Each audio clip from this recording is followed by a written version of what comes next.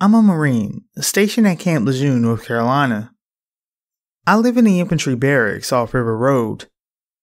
I recently had a rather strange encounter with a pair of black-eyed kids. I live on the third floor of the barracks that have open walkways on the outside and rooms on the inside. This happened on a weekend back in November in 2009. It was a weekend, so almost everybody was out, either home, drinking, or sleeping. Only a handful were left in the barracks awake. I'd stayed in that weekend because I was broke and had no money to go out. I was watching a movie when I heard a knock at my door. Figuring it was my roommate who'd lost his keys again, I went and opened it. Instead of a drunken roommate, I found two little kids standing on the walkway. Only these little kids freaked the hell out of me. I don't know what it was about them, but as a Marine, we're always told to listen to that little voice in your head because it just might save your life. Right then, that voice was screaming at me to shut the door and lock it. There was also the fact that these kids had absolutely pitch black eyes. I mean, no white or any other color to them whatsoever, just black. But I pushed those things aside and asked them what they were doing there so late. They responded by saying that it was really cold out and they wanted to come in and read. I was confused as hell because I've never met a kid that wanted to read. Also, there was no mention of parents or anything else you'd expect a lost couple of kids to say. I couldn't stop staring at their pitch black eyes. It was like they were sucking me in. I felt horrible and was suddenly frightened for my life. I took a quick look up and down the walkway to see if anybody else was out, but there was nobody in sight. I turned back to the kids, who I noticed had taken a step forward towards me. I got the feeling like I was being hunted, like these kids were predators and out for their next meal or something. Instinct gave way to reason, and I decided to listen to that voice and shut the door and lock it. I heard a soft, constant knocking for the next 5 minutes, before I heard my window rattle, and then nothing. I went down to the officer on duty the next morning and asked him about it, and he said he hadn't heard of or seen any kids in the area at all, and dismissed it, saying that I'd probably drank too much last night. Only, I hadn't been drinking at all, or anything like that night. I don't know who or what those kids were, but I doubt any of the families here would let their kids wander around at night on a military base.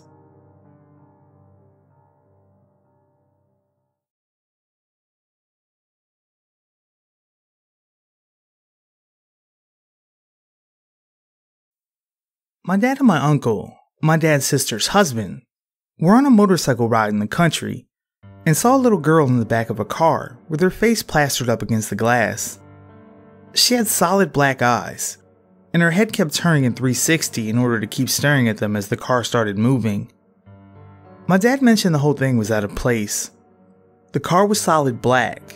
The man driving the car looked like one of those fancy British butlers. We live in Ohio, USA. And there was no license plate on the car. My dad told me that story multiple times and still does.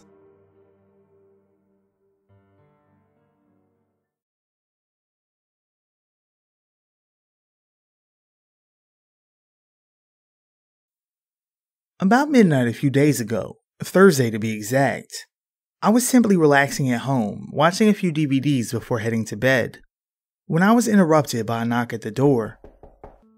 As I normally do, I attempted to switch on the outdoor patio light, which conveniently blew up as I flicked the switch. Nevertheless, I opened the door. There were two kids at the door. Both looked as though they were 12 or 13. The first one, which decided to stand back off the porch, was short and wore a plain red t-shirt and cargo shorts. I couldn't see much of him, to be honest, so I can't say too much about what he looked like. The second, who I assume knocked on the door, was slightly taller than the first kid, and he wore a plain green t-shirt, also with cargo shorts.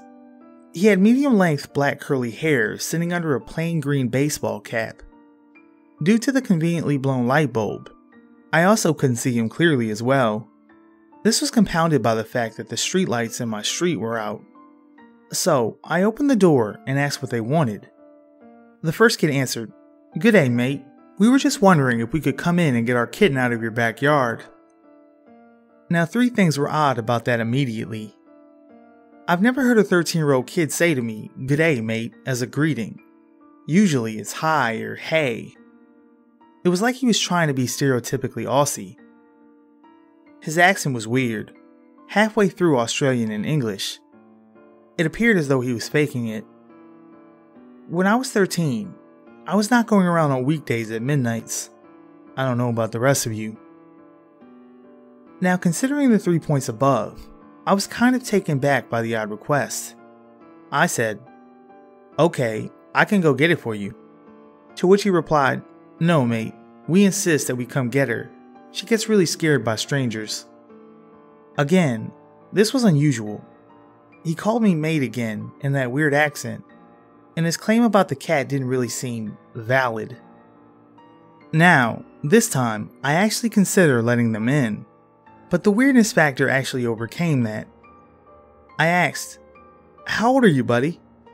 To which the one at the back replied, and I must say enthusiastically, 16. He too had the same weird accent. I said, "You don't look 16. The kid closest to the door started becoming a little tense, and changed the subject back. "Look, mate, we really need to come in and get our kitten." I was a bit shocked how his friendly tone turned hostile so quickly, so I replied, "Look, kid, if you're going to be rude, you won't be getting your kitten back." He apologized. "Sorry, mate, but please, we really need to get our cat." The other replied, "Please, let us in." Now I was becoming very suspicious of their intentions. A lot of stuff has been happening lately here in Australia, like assaults, home burglaries, where adults have been bashed by kids. It's becoming more frequent, so naturally, my next instinct was to subtly see if I could spot any concealed weapons. What happened next actually shocked me. The first kid said, "We don't have any weapons on us." Dumbfounded, I almost responded, "How did you know I was thinking that?" But changing the subject to avoid them becoming more suspicious, what I actually said was, "Does your mother know you're out this late?" He replied, "Come on, mate, just let us in or our mother will get angry if we don't come home with the kitten." By this time, I had enough. I said, "Tell you what, give me your phone number and I'll call your mom back tomorrow, and if I find the kitten, I'll bring it back." I almost again opened the door to give them paper and pen. There was paper and pen near the front door on a table, so I didn't have to leave the room. As I moved my hand back to the door, the kid stepped right up to it. This is where it turned from unusual to creepy. He had a really strange grin on his face, and I could see his eyes were completely black. That made me immediately jerk back from the door. I said, "Okay, you need to get away from my front door now." He answered, "We're just kids, mate. Let us get our kitten." I replied, "Leave now or I'm calling the cops." Both the kids simply stared at me at this point. That really freaked me out, and I had the sneaking suspicion that they wanted to do something to me. To show them I was serious, I turned back and grabbed my mobile phone, with the intention of making it look like I was serious about making a call to the cops. But when I turned back, they were gone. Just like that, so I shut the door. I had a bit of a desire to go out there and see where they went, but I also had a bad feeling about the events that just occurred. The whole thing lasted for about 2.5 minutes, but it was the most bizarre thing that's ever happened to me. I'm not someone that has had lifetime experiences of being in contact with paranormal phenomena, and I believe most of that stuff is either rubbish or a case of mistaken identity, so I'm actually looking for an explanation to this. Was it kids playing a prank with black contacts? Has anyone had similar experiences? I would really love to hear them.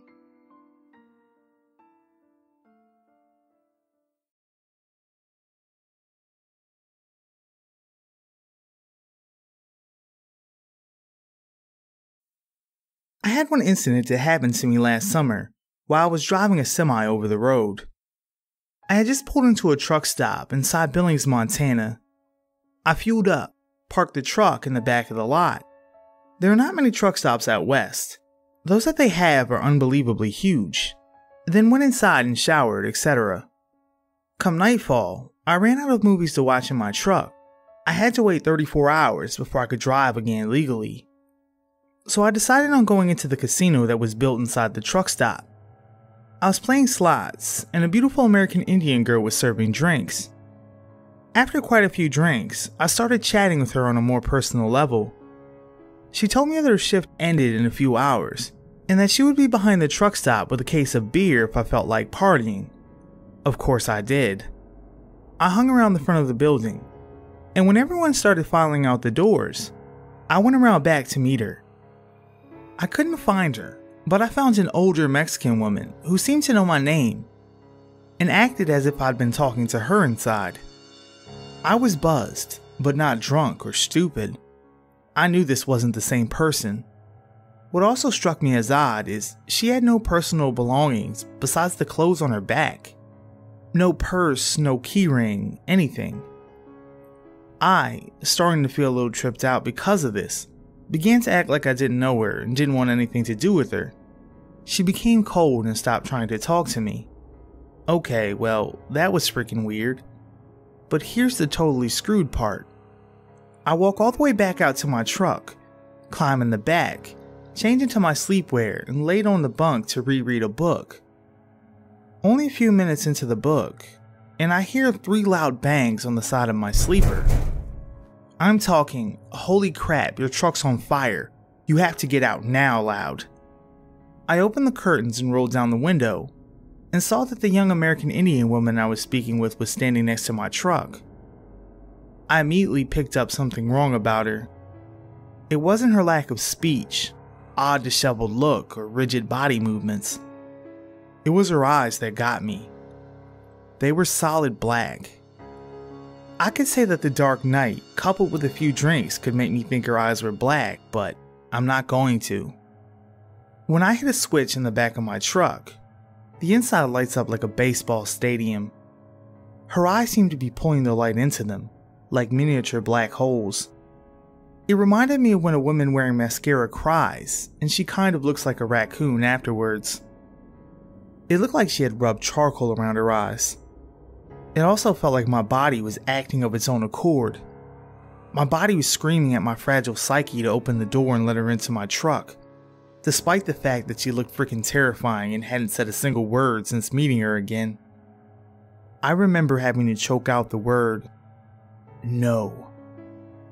It reminded me of when you're on the verge of tears, but you choke through them to speak to someone. That's how the word no felt when it was passing my lips. I was too damn terrified to look out my side vents to see if she was still standing there. Too terrified that I might end up looking back in the darkness, only to know in my mind's eye that she could be staring right back at me. I've got the shakes just from remembering that. Oh well, I don't need sleep, just more coffee.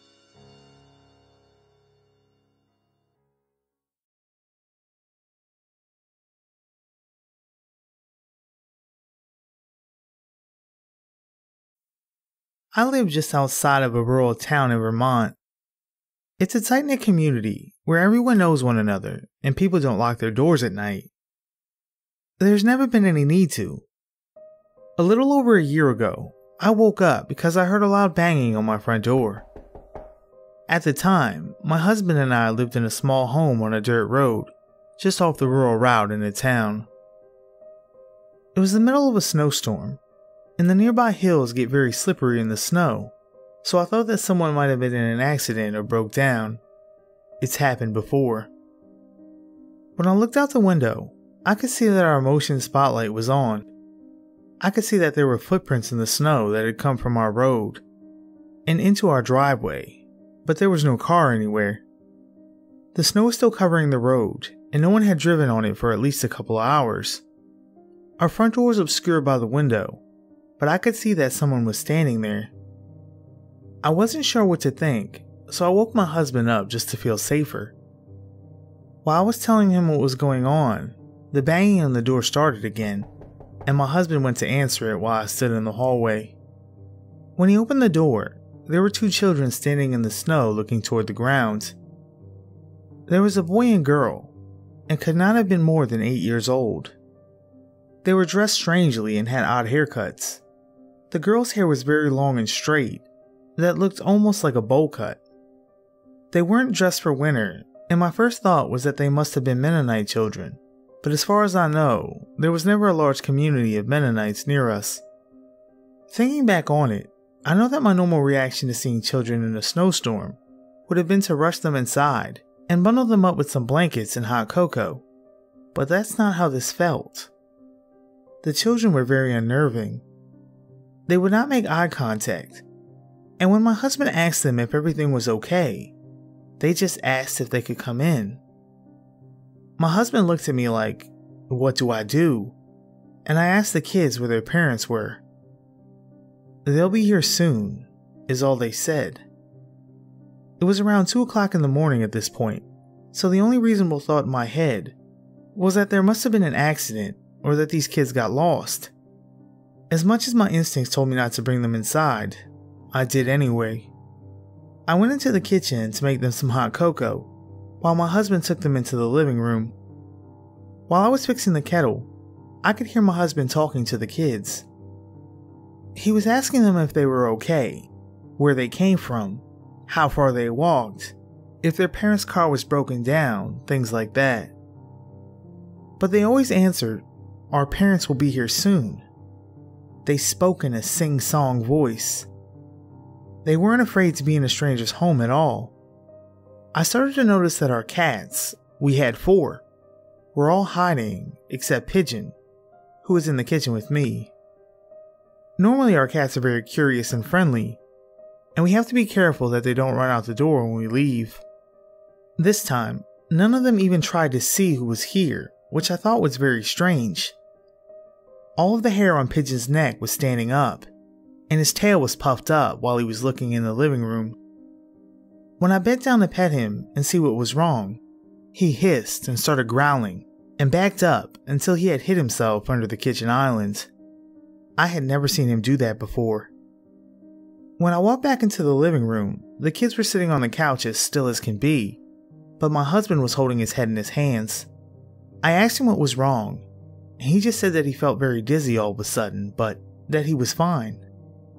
I turned back to the children to give them their cocoa, but when they looked at me, I gasped.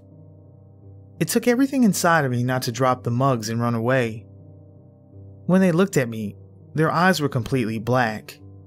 They had no whites, just giant black pupils. When they saw that I was scared, they stood up and asked if they could use the bathroom.